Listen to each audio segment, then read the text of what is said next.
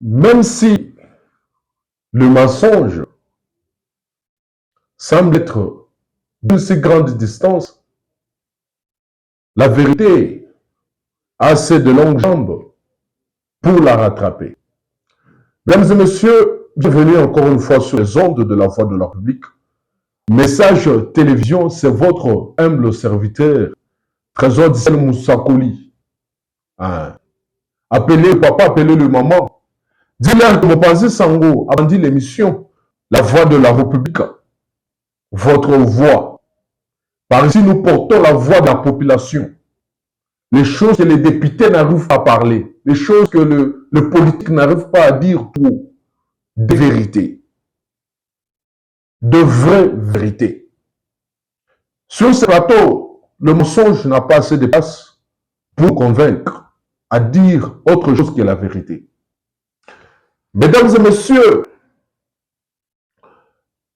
l'émission d'aujourd'hui, je veux parler beaucoup plus sur l'avancement du pays, sur l'évolution de notre pays. Vous savez, cette terre, c'est la seule que nous avons. Si d'autres ont d'autres pays, d'autres terres, où aller se confier, nous, nos enfants, nos femmes, nos frères et sœurs, sont nés sur ces sols. Et nous sommes nés sur ces sols. Nous n'avons que ces sols comme héritage. Mesdames et messieurs, ça fait plusieurs mois, plusieurs jours, plusieurs années que la République démocratique du Congo, mon pays, votre pays, est en train de traverser des situations difficiles, des situations compliquées, économiquement parlant. La vie sociale de la population, la guerre à l'Est. Mais, au-delà de tout ça, qu'est-ce que la population congolaise a vraiment besoin? Au-delà des besoins sociaux, au-delà des besoins sanitaires, mais qu'est-ce que la population a besoin? Et pourquoi la population congolaise espère un jour voir cette terre, cette nation évoluer? Et c'est la raison pour laquelle le peuple congolais, les enfants de cette terre, placent beaucoup plus leur confiance aux hommes politiques. Pourquoi les hommes politiques? Parce que c'est l'homme politique qui a la capacité de décider sur l'avancement du pays, sur l'avancement de la République, sur l'avancement de cette nation. C'est parce que l'homme congolais a la capacité de changer son propre pays, de changer l'avenir de cette terre, de changer. C'est triste comme réalité, mais quand même c'est notre réalité, d'observer que il y a certains acteurs politiques de la République démocratique du Congo qui ne pensent pas, je répète, qui ne pensent pas au bien-être de la population congolaise, au bien-être du peuple congolais. C'est triste comme réalité d'observer que il y a certains enfants, certains hommes politiques qui ne pensent pas à l'évolution de cette nation. Ouais, c'est vrai. C'était triste, c'est beaucoup triste. Mais c'est la réalité de ce pays. Je devais donner les informations du jour. Mais j'ouvre ces entre parenthèses. Aujourd'hui, moi je me demande, je me pose des questions. À quoi nous servira-t-il la construction de notre Assemblée nationale ou du Sénat? Qu'est-ce que la population va gagner? Mesdames et messieurs, est-ce que vraiment les acteurs politiques comme Sama Lukonde, comme d'autres, est-ce que vraiment ils pensent à l'avancement de ce pays, au bien-être de la République? Vous avez déjà votre bâtiment d'Assemblée nationale et du Sénat qui est climatisé. Vos bureaux sont climatisés, qui sont très propres. J'y étais, très propres. Pourquoi aujourd'hui vouloir construire encore un autre bâtiment pour la même cause? Pourquoi ne pas prendre ces budgets, investir dans des routes? Aujourd'hui, dans ces pays-ci, il y a de ces endroits-là, mesdames et messieurs, qui ont beaucoup de maïs, où les cultivateurs cultivent le maïs, le manioc. Ils cultivent des choses, des patates, dans ces pays. Mais qui manquent comment prendre ces choses et les amener au centre-ville. Et ces choses-là pourrissent en brousse.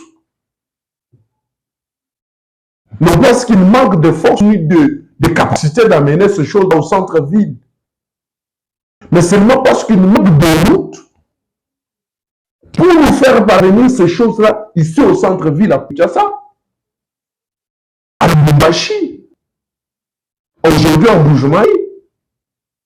Il nous manque. Pourquoi? Parce qu'il n'y a pas assez de route pour prendre ces belles choses à manger, pour prendre la nourriture et l'amener au centre-ville. Aujourd'hui, la vie chère est partout. Je n'aimerais pas ici vous dire combien coûte un sac de farine de maïs. Je n'aimerais pas ici vous étaler les détails du panier de la ménagère. Pourquoi? Parce que il n'y a pas assez une politique urgente à ce sujet. Tandis que les pays tout entiers manquent de routes. Quelques routes que nous avons, regardez les embouteillages, regardez sur le saut de mouton. Aujourd'hui, on n'a pas de routes, même au centre-ville. Inugopeto, Kinshasa sans trou, vie sans trou. Mais il y a des trous partout. Regardez la route menant vers la prison centrale de Maka. Non asphaltée. Il y a des trous partout. Moi, je n'appellerai pas des trous, je dirais des ravins. Des flaques d'eau. Mais quand même, toutes les autorités, derrière le ministre de la Justice, étaient à la prison centrale de Makala. Ça veut dire qu'il a dit emprunter ces mêmes trajectoires, ces mêmes routes, vers la prison centrale du Makala.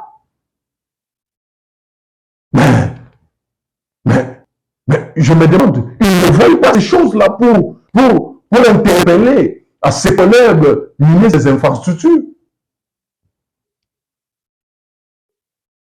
Mais je me demande, ils ne veulent pas ça. Ou soit ils veulent, ils font semblant. Ou soit pour eux, eux ils existent, ou soit eux ils sont dans un autre monde. Mais pourtant, vous avez juré fidélité à la population congolaise. Vous allez m'excuser. Vous êtes bien sur la voie de la République. Message télévision.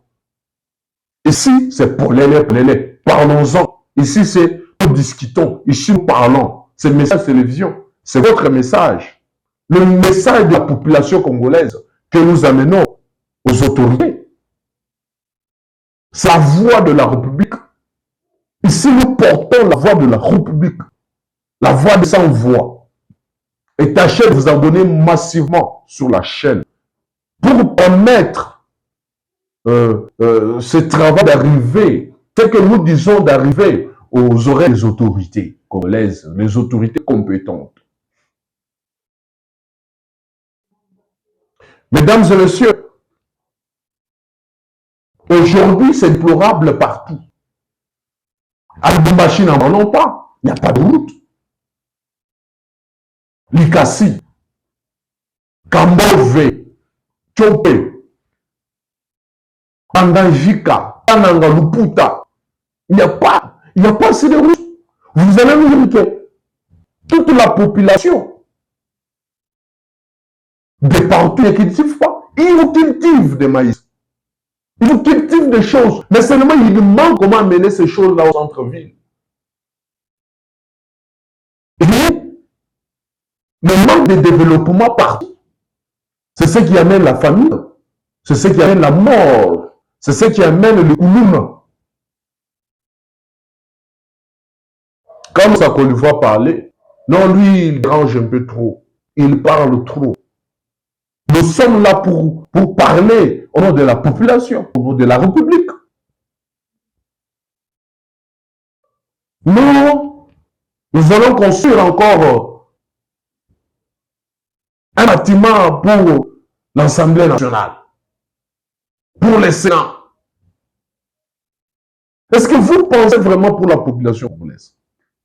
La population qui manque du courant, la population qui manque d'eau, la population qui manque de routes, la nourriture, la population en manque. Aujourd'hui, la rentrée scolaire, il y a plus de 80% des parents qui n'ont pas encore envoyé leurs enfants à l'école. Non pas parce que ils ont l'argent, mais parce qu'il y a crise partout. Lisez sur mes lèvres la guerre à l'est de la République. Mais n'en parlons même pas. Mesdames et messieurs, très chers compatriotes, très chers Congolais, il faut regarder des choses des bons côtés de l'histoire. Qu'est-ce que l'histoire enseigne? Depuis les Belges qui nous ont laissé quelques bâtiments, et Mobutu y a ajouté. Mais nous ne faisons que réhabiliter. Est-ce que nous construisons? Vous ne construisez pas. La population qui manque la nourriture, il n'y a pas d'eau, il n'y a pas courant. Et quand vous voulez construire pour le budget, ce sont des milliards et des millions, des milliards et des millions. Mais à la fin de compte, le bâtiment ne finit pas. Non, il y a détournement de ceci, des millions qui me quittent. Je me suis toujours demandé, mais ces millions-là qu'on détourne, est-ce que vraiment c'est dans ce pays-ci qu'on détourne les millions? Est-ce que dans ce pays, il y a vraiment les millions qu'on détourne? Oui, monsieur. Ah. Moi, j'ai toujours demandé, j'ai toujours conseillé, j'ai toujours exhorté les compatriotes congolais. Au-delà de ce que les autorités peuvent faire, qu'est-ce que toi, tu peux faire pour l'avancement du pays? Est-ce que toi, tu peux agir pour l'avancement du pays? Est-ce que tu sais que tu peux faire tout? Même si on bouffe de l'argent, tu peux faire quelque chose de mieux. Très chers compatriotes, très chers Congolais. Tu prends un verre d'eau dans une bouteille. Tu finis de boire, tu prends la bouteille, tu jettes dans les caniveaux. Toi, tu jettes, l'autre jette. Plus il y a beaucoup de bouteilles, plus il y a manque de passage de route pour l'eau. Quand il y aura la pluie, il y aura l'inondation. Parce que les canaux seront bouchés à cause de vos bouteilles. Regardez nos rivières après la pluie. Regardez nos rivières après la pluie. Une seule bouteille peut faire 50 ans, 100 ans. Mais demandez-moi, si toi, compatriote congolais, toi qui dis que tu aimes beaucoup plus ton pays, tu prenais ces bouteilles que tu brûlais, tu vas manquer quoi? Tu mettais dans la poubelle. Donc, chacun a sa part dans ce pays. Et les autorités, et aussi la population, chacun a sa part. Les autorités sont là pour arranger les routes. Comme nous leur demandons de nous arranger des routes. Mais ces routes-là, après avoir amélioré, après avoir construit ces routes, il faut entretenir quand même. Les agents des assainissements sont là. Donc, beaucoup, non, Moussakoli ne sont pas payés, Moussakoli des arriérés, bon, quand même, ils sont là. Ils sont là. Mais toi, Congolais, toi qui m'écoutes, qu'est-ce que toi tu fais pour l'avancement de ton pays? Est-ce que tu sais que tu dois venir et dire d'arranger dans les tranchées qui est devant ta maison? Est-ce qu'on va venir te dire que ne jetez pas les immondices en route? Ne jetez pas votre poubelle dans des caniveaux. On doit venir, tu sais qu'il doit être là pour te dire non madame, ne jetez pas ceci. C'est la conscience, le changement de mentalité. Tu dois changer pour que le pays change. Tu dois changer pour que le pays change. Aujourd'hui, vous voyez un parent, il ne sait pas comment dire uniquement à son fils, arrêtez de faire ça, ce n'est pas bon pour l'avancement du pays. Aujourd'hui, il y a beaucoup plus de possibilités. Un parent puisse instruire son enfant à haïr le Congo. Non, ce pays-là. Non, non, non, non. Je vais t'amener en France. Je vais t'amener en Belgique. Il pousse son fils à aimer un autre pays qui est un pays étranger. Mais il détruit le moral de son fils pour aimer la République démocratique du Congo, sa propre terre. C'est ça la réalité de ce pays. Chaque parent amène son fils à l'école pour aller à l'étranger. Est-ce que vous connaissez les gens des travaux? Qu'est-ce qu'ils sont à l'étranger font? Non, et bien, la zote kabamai. Na poto, et bien, la zote kabamai. Bon, ça va bisala oyo ba kosala awa na Congo te. Bon, et bien, ba kosala ngo awa na Congo te. Mais bazo sala ba sala wana na Libana. Na bamboka bango ya mobaya, bango bazo sala ba sala wana. Ils sont là. Ils sachets plastiques. Beaucoup sont à l'étranger en train de ramasser des sachets plastiques, s'il vous plaît, dans des routes. Et à la fin du mois, on les paye. Ou à la fin s'ils sont journaliers, à la fin de quelques heures, on leur donne quelques miettes d'argent. Mais si on travaille notre pays, on améliorait notre pays, ça sera quand même très bénéfique. Très chers Congolais, très chers compatriotes, pensez-y. Il faut y penser. Mais quand même, il faut féliciter. Aujourd'hui, en Boujumaï, il y a quelques routes qui sont construites. Il y a quelques ravins. Il y a beaucoup de choses qui sont aujourd'hui en pleine marche en Boujumaï. une ville qui se modernise, une ville aujourd'hui quand même qui peut donner la fierté, l'envie d'aller visiter. Quand même, quand il y a de bonnes choses, il faut en parler. Quand il y a de bonnes choses, il faut en parler. Oui, évidemment, il faut en parler. C'est sur la voie de la République. Quand il y a l'avancement dans la République, nous sommes là pour en parler. Quand il y a quelque chose qui ne va pas sur les normes, nous sommes encore là pour dénoncer. C'est notre travail. Mesdames et messieurs, très chers compatriotes, Pasteur Nathan Epengue, un concert, c'est le 22 septembre. Je vous invite tous de prendre part à ces concerts. Oui, nous étions là.